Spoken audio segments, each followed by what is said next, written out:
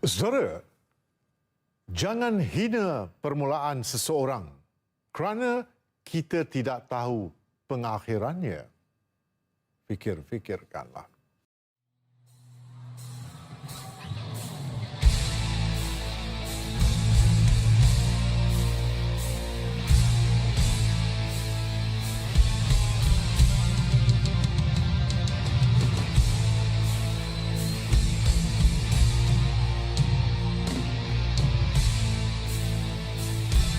Malayan Special Force di Kongo. Krisis Kongo pada tahun 1960-1966 merupakan tempoh kemelut di Republik Pertama Kongo yang bermula dengan kemerdekaan negara tersebut daripada penjajah Belgium dan berakhir dengan rampasan kuasa yang dipimpin oleh Yusuf Mobutu. Di pelbagai lokasi terdapat gerakan yang mempunyai pelbagai ciri-ciri perjuangan anti penjajah, perang puak pemisah dengan wilayah Katanga, operasi pengaman pertubuhan bangsa-bangsa bersatu dan pertempuran proksi perang dingin di antara Amerika Syarikat dan Kesatuan Soviet. Sepanjang krisis telah menyebabkan kematian kira-kira 100,000 orang awam dan juga tentera. Peristiwa hitam telah tercetus dengan pembunuhan Perdana Menteri Patrice Lumumba yang memberi tamparan hebat kepada Pertubuhan Bangsa-Bangsa Bersatu PBB dan Hammarskjöld di dalam nahas kapal terbang semasa dia cuba untuk menjadi pengantara.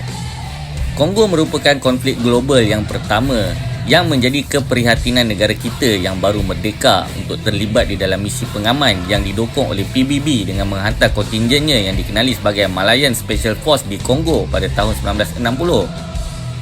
Negara kita merupakan negara yang ke-16 menyumbangkan pasukan tentera kepada PBB di Kongo dan sumbangan tersebut telah mengharumkan nama Malaya ketika itu di dalam arena antarabangsa. Meskipun ianya sebuah negara yang kecil namun masih berkemampuan menyambut seruan demi mengekalkan keamanan dan kemakmuran sejagat. Mandat yang telah diberikan kepada tentera kita di Kongo adalah untuk menentukan pengunduran pasukan tentera Belgium dan untuk membantu kerajaan yang baru ditubuhkan di dalam menguatkuasakan undang-undang dan juga bantuan teknikal. Tetapi United Nations Operation in Congo (ONU) yang melibatkan Malayan Special Force kemudiannya terlibat dengan penentuan kedaulatan wilayah dan kemerdekaan Kongo, pencegahan perang saudara dan menentukan tentera upahan yang bukan di bawah PBB untuk meninggalkan Kongo. Negara dengan sebulat suara telah meluluskan pemergian Angkatan Khas Malaya ke Kongo dan Tengku Abdul Rahman Putra Al-Haj, Perdana Menteri pada ketika itu berkata berhubung campur tangan Rusia di Kongo. Campur tangan Rusia ini merupakan perang dingin dan boleh menimbulkan angkara yang tidak diingini. Di dalam usia yang begitu muda, negara ini telah menghantar batalion kedua, keempat, keenam dan ketujuh secara bergilir-gilir untuk tugas tersebut dan pasukan khas yang pertama terdiri daripada 3 buah company infanteri daripada batalion keempat Regimen Askar Melayu Diraja RAMD dengan pegawai pemerintahnya Lieutenant Colonel Ungku Nazaruddin Ungku Muhammad. Pada 5 Oktober 1960 tercatatlah di dalam sejarah tanah air buat kali pertamanya anak watan diberi tugas besar dan Perdana Menteri telah memberikan pesanan kepada prajurit negara dengan kata-kata semangat, biar putih tulang, jangan putih mata. Di dalam amanahnya, beliau berkata orang-orang di Tanah Melayu merasa bangga kerana askar-askar kita dikenali sebagai satu angkatan tentera yang gagah dan berani. Dan pemergian mereka adalah satu penghormatan besar kepada negara ini dan mengharumkan lagi nama Angkatan Tentera Persekutuan.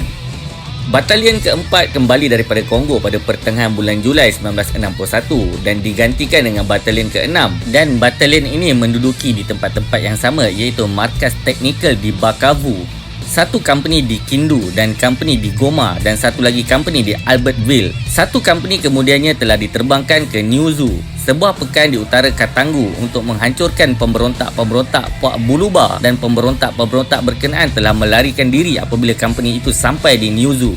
2 orang tentera kita telah terkorban semasa batalion ini sedang berkhidmat di Kongo iaitu Lance Corporal Yusuf Yaakob terkorban apabila sebuah gudang peluru meletup di Indu pada malam 27 Julai 1961. Dan juga Prebet Sionel Jantan telah mati lemas di Tasik Kivu pada 31 Disember 1961. Pada 7 Februari 1963, batalion kedua diarahkan meronda serta membersih beberapa kawasan gerakan di wilayah Kartonga dengan menawan sebilangan kecil askar-askar upahan dan merampas beberapa pucuk senjata api.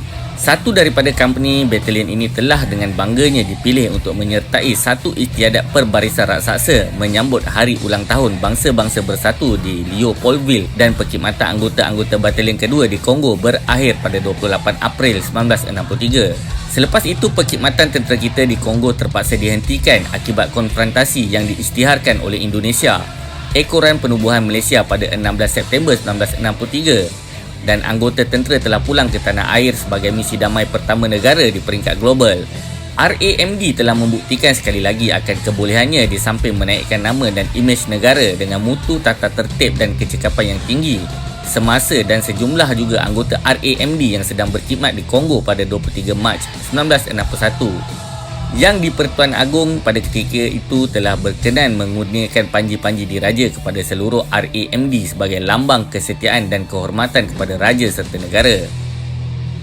Selain daripada penglibatan RAMD, Regimen Persekutuan dan Regimen Peninjau Persekutuan yang digabungkan pada 1 Januari 1960 dan juga pasukan baru yang dibentuk ini kemudian dikenali sebagai Korps Peninjau Persekutuan, Federation Reconnaissance Corps, turut terlibat dengan misi pengaman di Kongo. Kontingen pertama 4 RAMD dan C Squadron 2nd Reconnaissance Regiment berada di Kongo daripada Oktober 1960 sehinggalah Julai 1961. Kontingen kedua 6 RAMD dan B Squadron 1st Reconnaissance Regiment berada di Kongo daripada Julai 1961 sehingga April 1962. Kontingen ketiga 7 RAMD dan 1st Reconnaissance Regiment berada di Kongo pada Februari 1962 sehingga Disember 1962. Manakala kontingen keempat 2 RAMD dan C Squadron 2nd Reconnaissance Regiment berada di Kongo daripada tahun 1962 sehingga April 1963.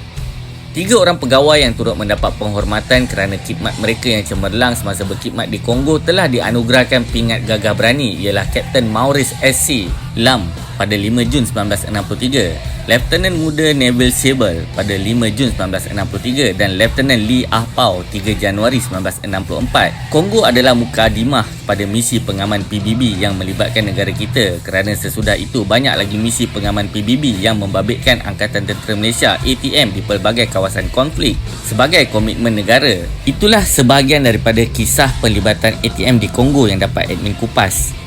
Sekiranya anda mempunyai sebarang pendapat ataupun cadangan, sila kongsikan di ruangan komen yang disediakan di bawah. Terima kasih kerana menonton dan jangan lupa untuk menekan butang like, share serta subscribe demi menyokong kemajuan channel kecil anak tempatan. Assalamualaikum, salam kita berjumpa lagi, insya-Allah.